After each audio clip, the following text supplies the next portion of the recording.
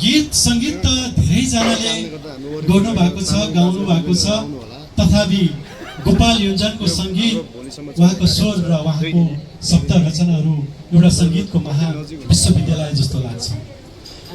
हामीले पढ्दै गर्दाखेरि र उहाँको स्वरहरू हामीले सुन्दै गर्दाखेरि हामी सङ्गीतका विद्यार्थीहरूलाई एउटा सङ्गीतको विश्वविद्यालय भेटे जस्तो लाग्छ। त्यस्तो आभान हुन्छ।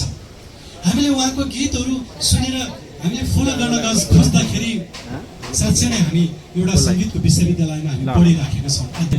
झाम्याङ लामाको स्मृति दिवस आज नै हो। त्यो भएको हुनाले चाहिँ आज नै हामीले कार्यक्रम गर्नु परेको हो। र गोपाल योन्जनको चाहिँ हामीले उहाँको जन्मदिन चाहिँ पूर्णिमाको दिन हो। गुणे पूर्णिमा, जनै पूर्णिमा भन्छ नेपालीमा। यो गुणेङ्याको दिन उहाँ जन्मिनु भएको र प्राय यस्तो मान्छेहरू जो अद्भुत ज्ञान शक्ति र चाहिँ हरेक किसिमको जोह गर्नुपर्ने भएको हुनाले हामीले चाहिँ यसलाई चाहिँ धेरै लामो तयारी गर्न सकेको छैन। छोटो समयमा चाहिँ हामीले केही थोरै प्रतिको एउटा श्रद्धाभाव र झाम्याङ लामा प्रतिको एउटा श्रद्धाभावले गर्दाखेरि आज उपस्थित हुनुभएको छ।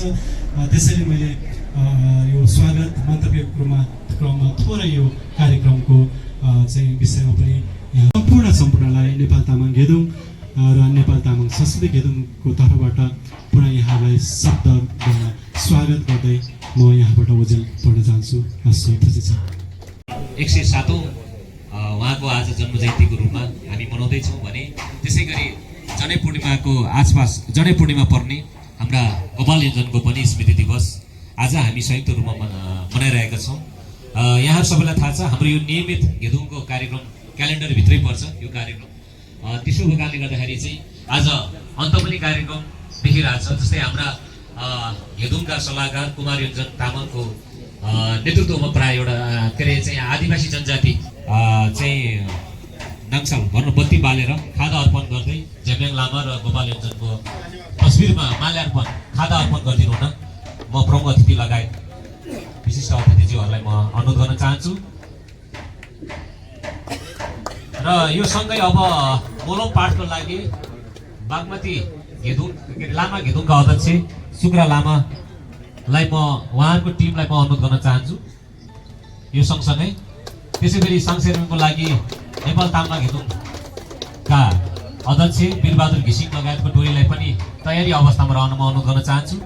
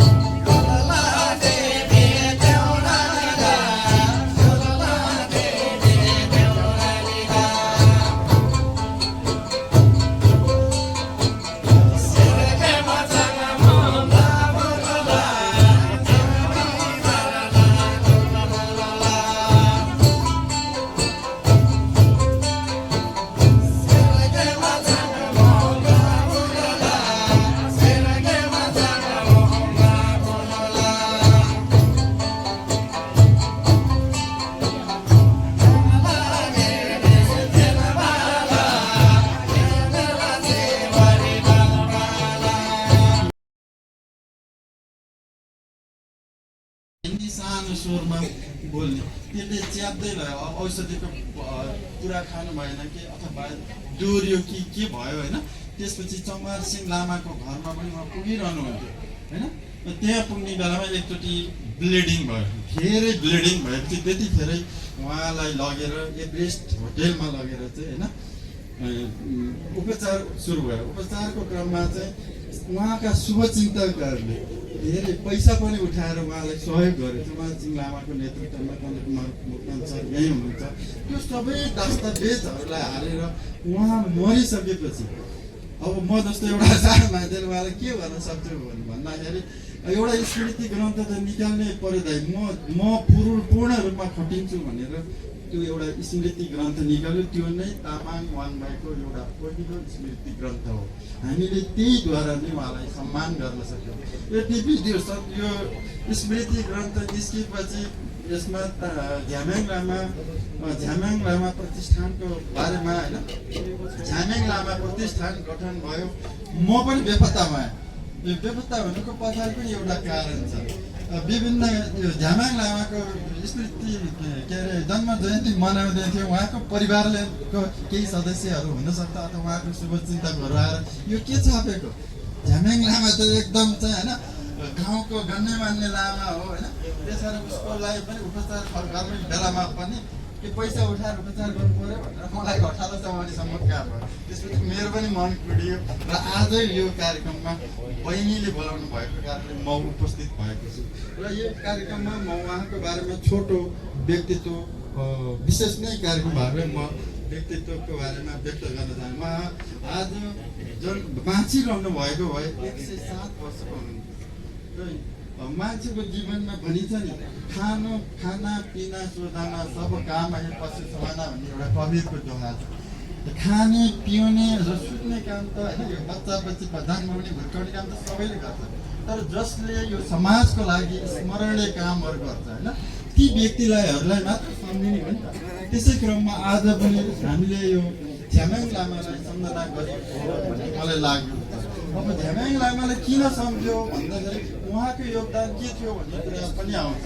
झ्याम्याङ लामा बाल्य अवस्थामा उहाँको बुवा नै आफै एउटा प्रसिद्ध लामा हुनुहुन्थ्यो होइन। दाप्चा क्षेत्रको एकदम प्रसिद्ध लामा हुन्छ। उहाँले तिब्बतमा गएर पढेर आउनुभयो र झ्याम्याङ लामा आफैले होइन बच्चा बेलादेखि 14-15 वर्ष बेलादेखि नै लामाको बुवा सँगसँगै गएर सेवा गर्नेदेखि लिएर सबै लामाको पूजा आजा सबै जान्नुभयो। र उहाँमा चाहिँ गाउँमा हुर्किरहेको नाताले उहाँमाथि एउटा अद्भुत अर्को एउटा गुण पनि थियो। त्यो गुण के हो भने तामाङ गीतहरू गाउने, डम्फु बजाउने, तामाङहरूको गीत गाउने होइन। अनि हरेक जात्रामा पुग्ने, यो जात्रामा पुग्ने चाहे गोकर्णको होस्, चाहे माता तीर्थको होस्, चाहे यो बाला चतुर्दशीको होस्, चाहे यो बाल जात्रा होस् होइन, स्वयम्भू बौद्ध सबै ठाउँमा उहाँ पुग्नुहुन्थ्यो। यसै क्रममा सन्त वीर लामाले पनि थाहा पाउनु भयो कि ओहो झ्याम्याङ लामा भन्ने मान्छेलाई त संस्कृतिको कुरा त थुप्रै थाहा छ होइन, त्यसलाई धर्मको कुरा सबै थाहा छ, प्रसिद्ध लामा हुनुहुन्थ्यो। त्यसकारण चाहिँ उहाँलाई समाएर ल्याउनु पर्छ भनेर सन्त वीर लामा बडा हाकिम मान्छे, पैसा खर्च गर्न सक्ने, त्यसकारण उहाँलाई पनि माता तीर्थमा त्यो मेलामा गीत गाउँदै गरेको बेलामा झ्याम्याङ लामालाई पनि समाएर लिएर आउनु भएको हो। जसरी इन्दिरा हाम्रो गोले नानालाई पशुपतिको जात्रामा गीत गाउँदै रेडियो नेपालमा पुगेर उहाँ एउटा वरिष्ठ चाहिँ होइन गायिका हुनुहुन्छ। त्यसै गरी उहाँलाई ल्याएर उहाँसँग सन्त वीर लामाले सोध्नुभयो, धेरै कुरा सोध्नुभयो, टिप्नु भयो होइन। उहाँको त आफूले टिप्ने होइन, उहाँ त अर्डर मात्रै गर्यो। अरू मान्छेलाई राखेर तामाङ संस्कृतिको कुरा सोध्नुभयो, धर्मको कुरा सोध्नुभयो होइन, सबै कुरा सोध्नुभयो र सङ्कलन गर्नुभयो। उहाँले सन्त वीर लामाले आज एउटा मैले यहाँ एउटा अनुसन्धानकर्ताको नाताले एउटा कुरा चिर्नै पर्छ। सन्त वीर लामा र झ्याम्याङ लामाको सम्बन्ध के थियो भन्ने कुरा पनि म बताउने छु। उहाँले सङ्कलन गर्नुभयो त्यो बेलामा। अनि सन्त वीर लामाले किताब निकाल्नुभयो। सन्त वीर लामाले किताब निकाल्नुभयो ताम्बा गाइतेन भएर त्यो एकदमै प्रसिद्ध भयो होइन। अनि त्यसपछि आएर अर्को नाङ के अरे सेबु सेमु भन्ने बिहाको गीत पनि निकाल्नु, त्यो पनि प्रसिद्ध भयो। त्यो दुवै किताबको प्राक कथनमा सन्त वीर लामाले कतै पनि झ्याम्याङ लामाको स्रोत व्यक्ति भनेर खुलाउनु भएको छैन। किनभने अरू सबैको खुलाउनु भएको छ। यसले के बुझ्न सकिन्छ भने सन्तवीर लामा लेखनमा पनि इमान्दारिता थियो।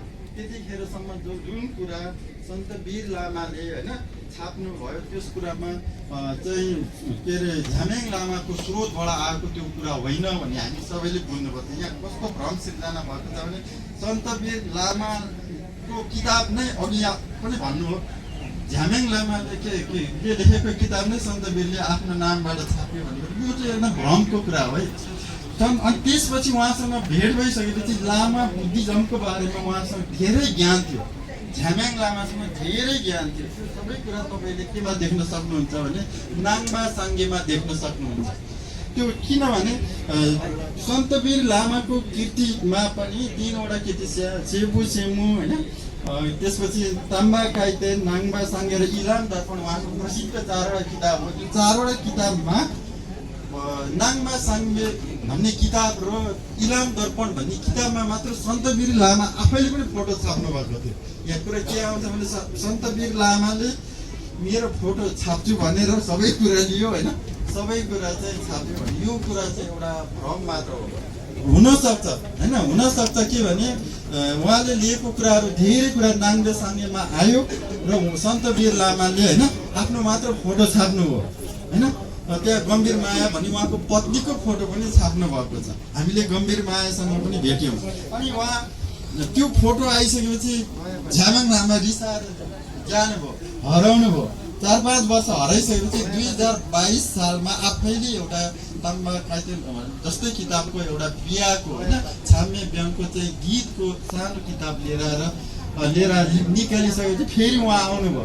आएर उहाँले चाहिँ सन्तवीर लामालाई दिनुभयो। सन्तवीर लामालाई दिनुभयो। सन्तवीर लामाले के भन्नुभयो भने तिमी किन रिसाएको, कहाँ गएको भनेर भन्दाखेरि म त यसो यसो भयो, रिसायो, यो फोटो पनि छापेन, आदि इत्यादि भयो, मलाई त रिस उठ्यो भनेपछि कहाँ त्यस्तो हो र, यो तिम्रो मात्र कुरा छ, यहाँ सबैको कुरा छ होइन।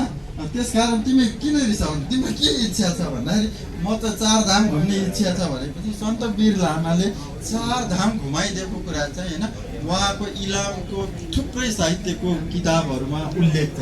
यसबाट के भनिन्छ भने सन्तवीर लामा पनि एउटा के अरे झ्यामेङ लामा चाहिँ एउटा स्रोत व्यक्ति मात्र हुन्, उहाँहरूको एज पनि अलिकति डिफ्रेन्स नै थियो होइन। सन्तवीर लामाले थुप्रै किताब लेखेको छ। अब झ्यामेङ लामाको सबै गीतहरू हामीले यसमा छापिदिएका छौँ होइन। अब र चाहिँ अब सन्तवीर लामाले उहाँलाई खुसी पारिसकेपछि सन्तवीर लामाले उहाँलाई खुसी पार्नुभयो अनि त्यो कुराहरू साम्य भयो। जब चाहिँ सन्तवीर लामा 26 सालमा बित्नुभयो पछि होइन उहाँ चाहिँ 59 सालमा बित्नु भएको हुनाले यो धेरै एज डिफ्रेन्सको कुरा चाहिँ यसमा एउटा त्यो कुरा होइन। र रह्यो कुरा मुख्य गीतको सन्दर्भमा भेट भइसकेपछि के भयो भने तिम्रो के इच्छा छ भने धर्मराज थापालाई के भन्नु भने मलाई रेडियोमा गीत गाउने इच्छा थियो भन्नुभयो। र त्यसपछि धर्मराज थापाले लगेर उहाँलाई त्यतिखेर रेडियो नेपालमा लाइभ गीत गाउने प्रचलन थियो होइन, त्यसको रेकर्ड गाउने प्रचलन थिएन। त्यसकारण उहाँले थुप्रै गीतहरू उहाँहरूसँगै कुराकानी गरेर 6-7 वटा गीतहरू लाइभ बजाएर गाउनुभयो। यस अर्थमा रेडियो नेपालमा पहिलो पटक तामाङ भाषाको गीत गाउने व्यक्ति पनि उहाँ नै हुनुहुन्थ्यो र नेपालको काभ्रे जिल्लाको चाहिँ पहिलो लेखक पनि उहाँ हुनुहुन्थ्यो। र यो बिहाबारीको गीत चाहिँ डिटेलमा होइन चाङसार माङसारको गीत गाएर सङ्कलन गरेर किताब ल्याउने व्यक्ति पनि उहाँ नै हुनुहुन्थ्यो भन्ने अर्थमा हामीले उहाँलाई सम्झेको होला भन्ने लागेको छ। र अन्तमा गोपाल यो थुप्रै भेटघाट भयो। मरिसकेपछि एउटा सुगन्ध भन्ने पत्रिका पनि मैले लामो लेख लेख्न पाएको थिएँ श्रद्धाञ्जली अर्पण गर्दै। त्यतिखेर म पत्रकारिता पनि गर्दै मलाई